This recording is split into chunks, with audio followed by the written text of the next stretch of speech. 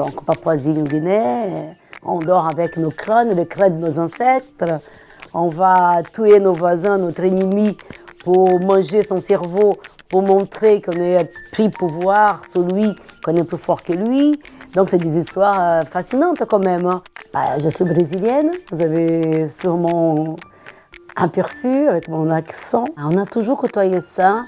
J'ai des souvenirs extraordinaires de mes tantes, mes grandes-tantes. Et on entendait parler de quelqu'un qui était venu la nuit, leur dire bonjour, bonsoir, et qu'il virait. Et après, on se rendait compte qu'il parlait des morts. Et bon, et après j'ai compris, c'était le mouvement des danses macabres qui existe au Mexique, au Brésil, et auquel la mort on côtoie presque tous les jours. C'est avec Jean-Marc que j'ai mis une tête, une image à ces morts. Et nous travaillons ensemble dans la boutique, donc il y a une partie de son travail qui est à la boutique, ma partie qui est ethnographique, et dans l'art ethno, il y a beaucoup aussi de symbolisme, de vanité.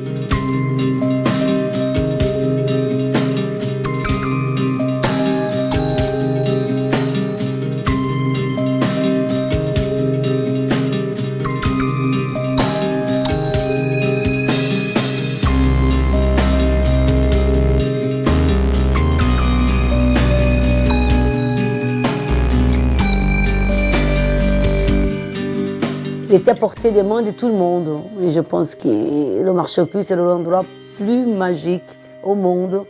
Et c'est là qu'on peut côtoyer les gens plus extraordinaires au monde. C'est 3500 marchands, c'est le 7e endroit plus visité de Paris. Il y a des gens tellement hétéroclites. J'ai travaillé pendant 2 mois ou 3 tous les dimanches dans la boutique de maman au marché aux puces. Et là, je voyais le nombre de gens et puis beaucoup de jeunes aussi qui rentrent dans la boutique juste parce qu'il y avait la momie qui était visible. La momie, maintenant, c'est la Vénus mécanique. C'est sûr que ça tape à l'œil, on les voit tout de suite.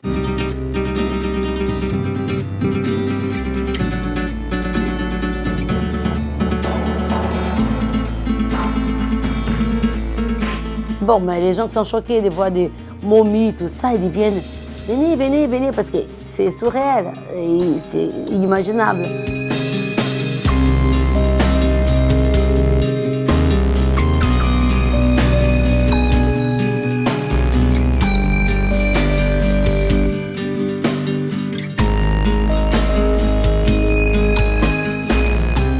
Donc on est bien choqué, on peut aussi. Je pense qu'il a ses compromis aussi. Jean-Marc aussi, il est essentiellement choqué, parce que sinon il n'aurait pas fait ce qu'il fait. C'est un créateur, je pense, avant tout. C'est un grand mécanicien. Je ne sais pas si je pourrais dire ça comme ça. C'est quelqu'un qui arrive à faire des choses extraordinaires. Il y a 2 grands thèmes. Il y a la danse macabre, où il y a beaucoup de squelettes qui sont présentés, et puis il y a la mécanique humaine.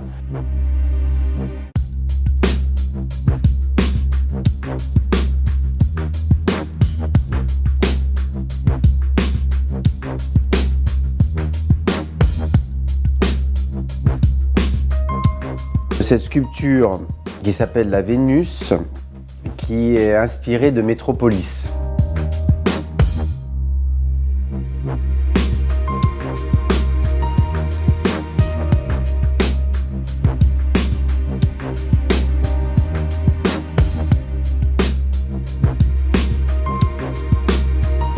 Là, on est sur une pièce qui est un écorché mécanique. J'ai récupéré quelques vieux écorchés d'anatomie qui servent à l'enseignement de la médecine et j'y ai placé des mécanismes de gramophone.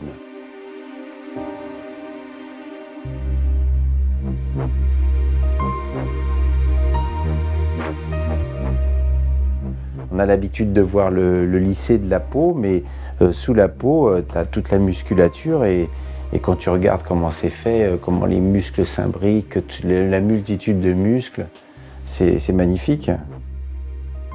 Je trouve que c'est quelqu'un qui a du cran. Une fois quand j'en parle, je dis tu te rends compte, il a fait tout ça tout seul.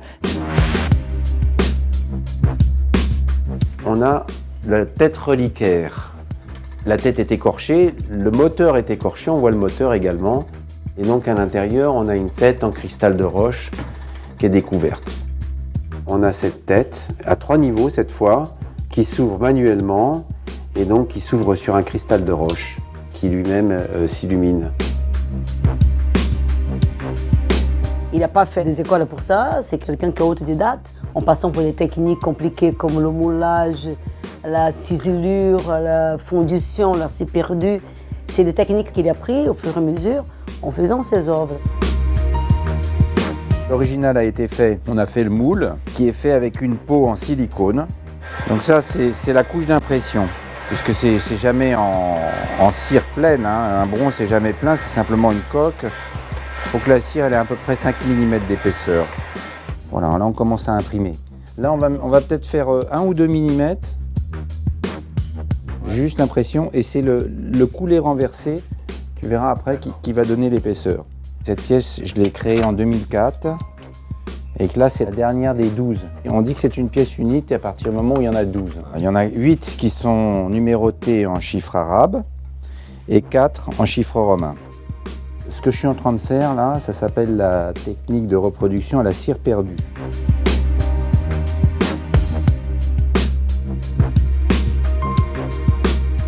Donc là, c'est un visage écorché, hein. C'est le visage sans la peau, on voit toute la musculature, tous les tendons.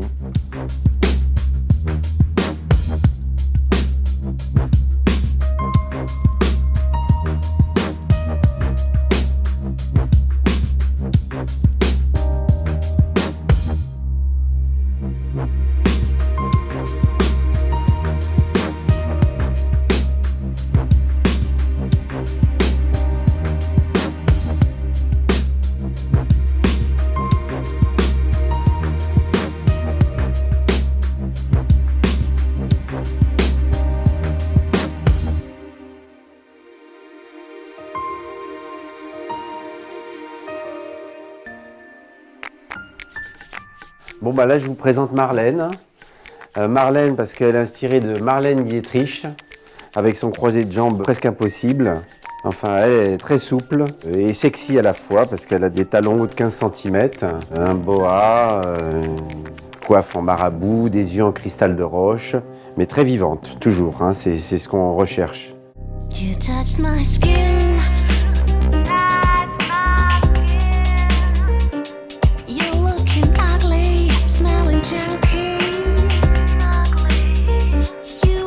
Ça fait partie d'une série de squelettes qui sont inspirés du cinéma.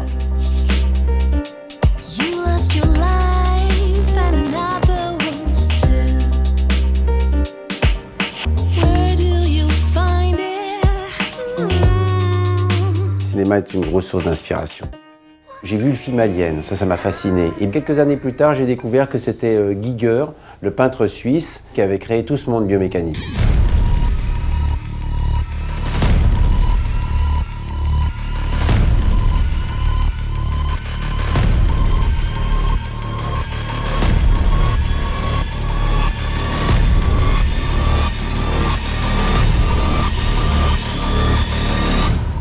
Le premier de tous est Hergé avec sa momie de Raskar Kapak.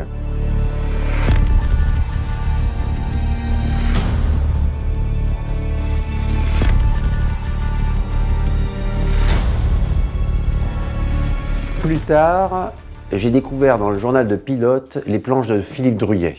Alors ça a été un flash. Il faisait vraiment exploser les cases conventionnelles de la bande dessinée. C'est vraiment, pour moi, le maître de la bande dessinée de science-fiction et du fantastique. Ça me poursuit toujours et ça reste toujours l'influence.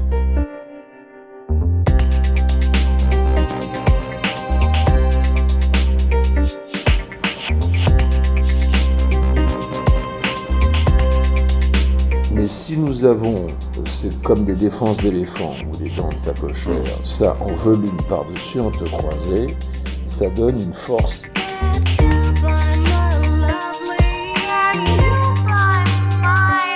Moi, je galère sur des petits détails, tous ces petits détails-là. Est-ce qu'ils te conviennent comme je les ai faits? Ici. Bah, c'est du oreiller, ça roule. Oui. Le perfectionnisme vient maintenant, mais on s'est compris, c'est tout. On ne s'est pas rencontrés par hasard, il n'y a pas de hasard. Parce que moi, j'ai vu des maquettes comme ça faites par d'autres, et puis là, c'est la cata. Donc il n'y a pas un qui est supérieur à l'autre, ce sont deux harmonies de talents qui se croisent. Là, il n'est pas faiseur, on est deux artistes. C'est un mélange de deux artistes. C'est pour ça qu'on signe tous les deux. C'est tout. C'est parce qu'on s'est compris très vite, on s'est tout à fait compris, on est dans le même monde, on est dans le même délire, dans le même truc, j'ai dit 1000 fois, on est dans le même univers, donc c'est pour ça qu'on se complète, quoi. Il n'est pas au service de moi, on est 50-50, on est dans le même bain. Et moi je faisais un peu de sculpture à mes débuts, mais j'ai perdu la main et j'ai pas le temps de me la reprendre, et lui il sait, donc c'est ça la complémentarité, c'est ça qui est important, quoi. Tous mes dessins sont fractaux. D'abord, je travaille dans le fractal, ça peut être démultiplié. Il y a la notion de volume, c'est pour ça que je fais des sculptures depuis des années. Et le monde de couteau, qui est un monde à part, est à la fois de la sculpture et l'art de la coutellerie.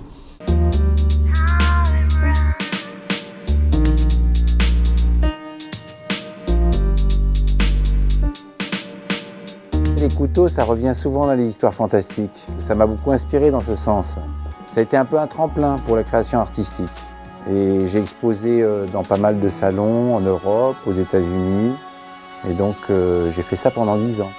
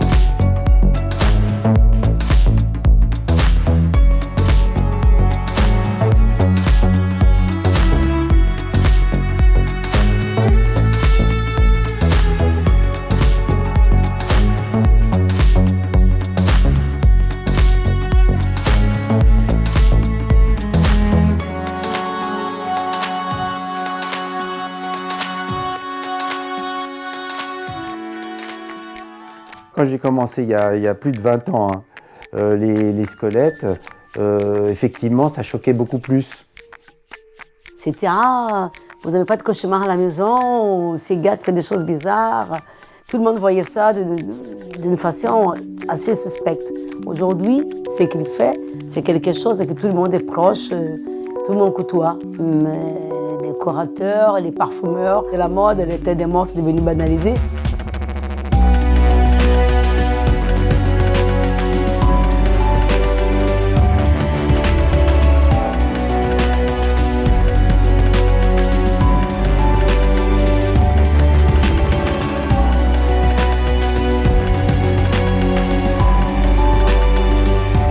C'est l'unique certitude de la vie. C'est la mort, il faut la prendre vraiment comme ça, souriante, et bon, on ne va pas mourir, évidemment. Alors celui-là, c'est un bon vivant, paradoxalement. Il boit, il fume, au point où il en est, il peut tout se permettre.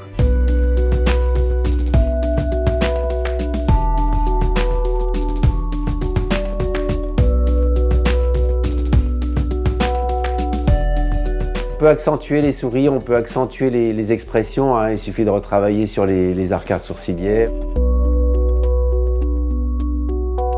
Ces squelettes qui sont au Kama Sutra, qui font l'amour, c'est l'amour pour toujours. C'est des petits squelettes qui sont dans les positions du Kama Sutra. Alors, ils sont tous super expressifs, on voit qu'ils sont en pleine jouissance, ils ont la tête renversée en arrière, le maxillaire presque décroché.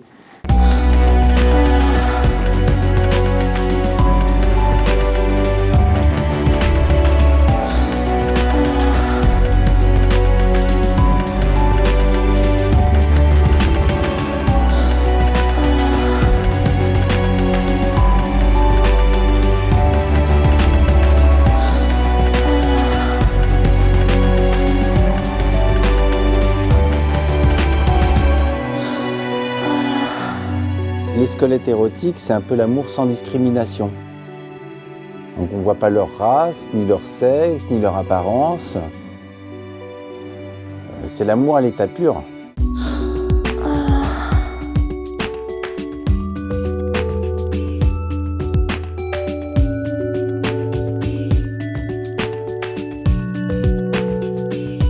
Pour reproduire ces petits squelettes en cire, j'injecte de la cire sous pression dans les moules.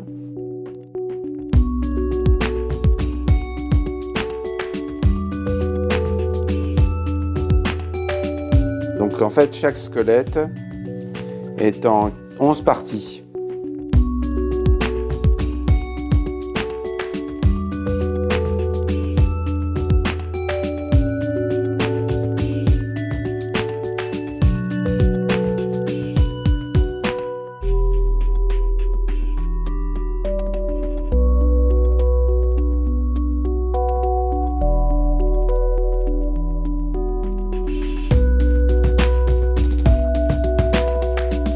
Là, on rentre plus dans l'humour, dans la dérision, et donc, effectivement, ça permet de rire de la mort.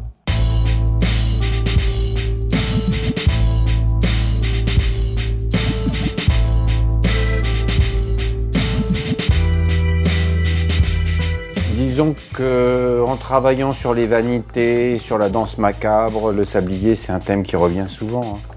Enfin, c'est peut-être aussi avec l'âge. On est plus attaché, plus conscient du temps qui passe. Donc le sablier, c'est vraiment quelque chose d'assez fort. Et les sabliers dans lesquels je m'inspire, là, ces sabliers à plusieurs ampoules, sont des sabliers du XVIIe siècle. Sur le thème de la danse macabre, la mort, elle s'amuse toujours des vivants, hein.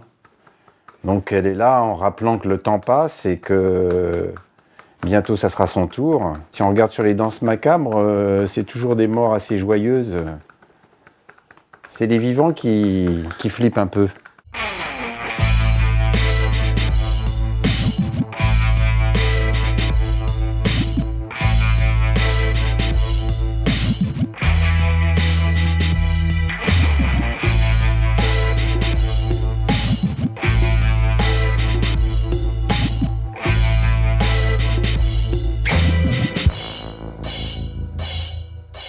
J'ai fait un livre qui illustre en fait le poème de la danse qui a inspiré également Baudelaire, la danse macabre, le poème de Baudelaire. Et donc on voit ces squelettes qui observent dans la ronde du temps, dans la spirale de la vie, et l'humanité dans ses risibles contorsions, comme le dit Baudelaire. C'est un livre qui est en argent et celui-ci a la particularité d'être animé de mécanismes, hein. Il y a une boîte à musique à l'intérieur. Il y a le poème de la danse macabre ici, sur la page de gauche qui est gravée. Et puis donc là, on a non seulement un mécanisme suisse qui joue de la musique de Chopin, mais également le disque de la vie qui tourne avec l'humanité.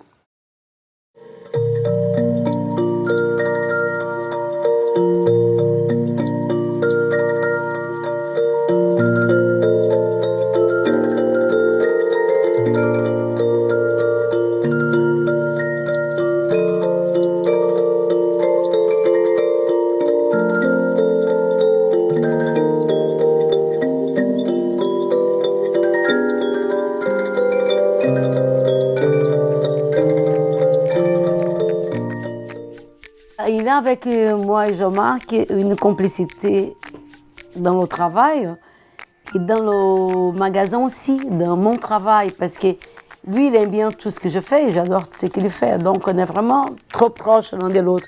Et quand il crée une pièce qui sera exposée au magasin, il ne va pas s'empêcher de lui donner une touche tribale. Il arrive dans le magasin et il dit « Ah, c'est quoi cette coiffe? Elle est superbe. Ah, ça aurait bien de me squelette. » Il dit « Mais non, tu vas pas prendre encore. » Mais il n'y a rien à faire. Allez. Bon, je finis pour céder. Et après, c'est magnifique. Mais il va rechercher. Il ne va pas prendre n'importe quoi. Il va vouloir vraiment quelque chose qui va y aller, que la couleur, ça va avoir un bon contraste, que soit quelque chose de vrai, d'authentique. Il ne va pas vouloir mettre une pacotille. De toute façon, je ne vends pas de pacotille non plus. Bon. Il ne va pas vouloir prendre n'importe quoi. Il va vouloir prendre de belles choses pour embellir ses personnages. Il est très perfectionniste.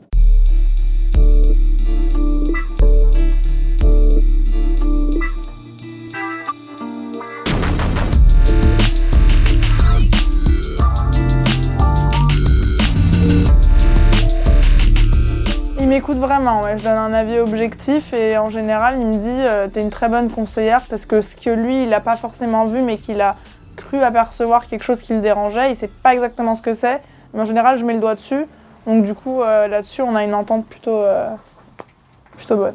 C'est vrai, quand tu bosses sur la pièce, tu vois plus rien. Tu vois plus rien. Je sais. Et en peinture, quand je vais chez mon copain Le Clorac à côté, Si tu qui veux, est peintre et qui s'emmerde depuis 8 jours sur une toile où il voit plus rien, moi j'arrive avec l'œil frais en disant, dis donc, t'as une faiblesse ici, là ça manque de force.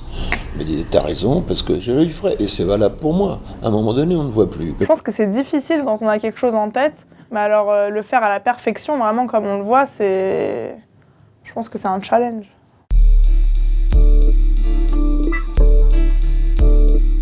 The Living Knife, le couteau vivant, puisque lui-même est doué de mouvement et d'intelligence. Donc c'est une main mécanique. En fait, on pense qu'on la prend en main, comme une poignée de main, mais c'est la main qui vous prend, parce qu'au moment où on se referme, il y a un système à l'intérieur qui fait que les doigts se referment, l'œil s'ouvre, et donc le couteau, il s'éveille, il prend le pouvoir. Et là, on est sous son emprise. Alors, selon son humeur, soit on devient serial killer, soit on devient un justicier.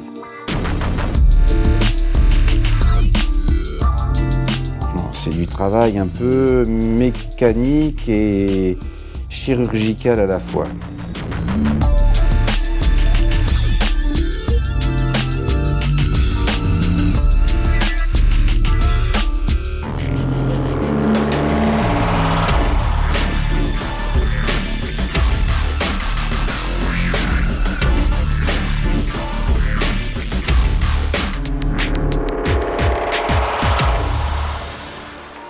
Avec mes racines brésiliennes, Jean-Marc était toujours en symbiose avec le Brésil et la France, en cherchant des matières, en cherchant des inspirations.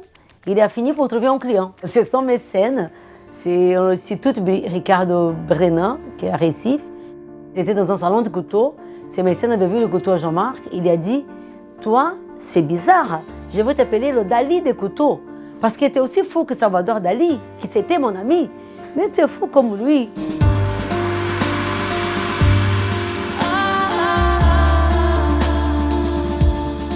Donc c'était une coïncidence dans la condition de travail, tomber sur un grand collectionneur, un grand passionné aussi, un mécène des artistes contemporains.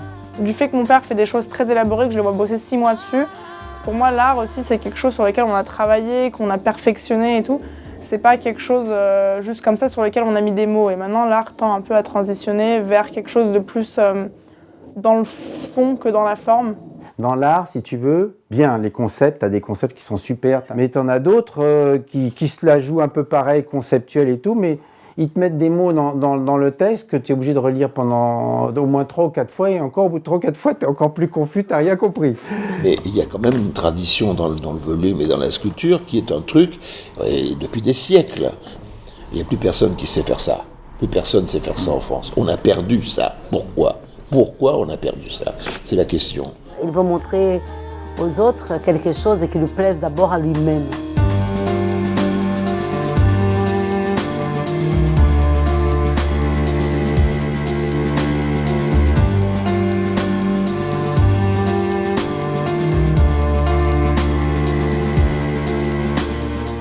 Faut pas se prendre au sérieux.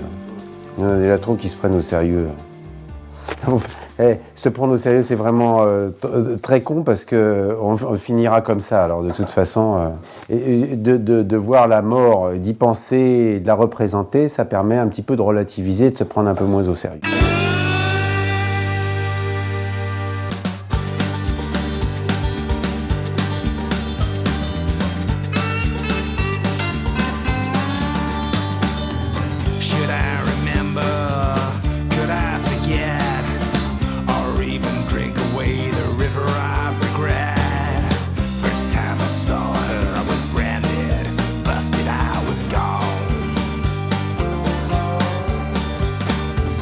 I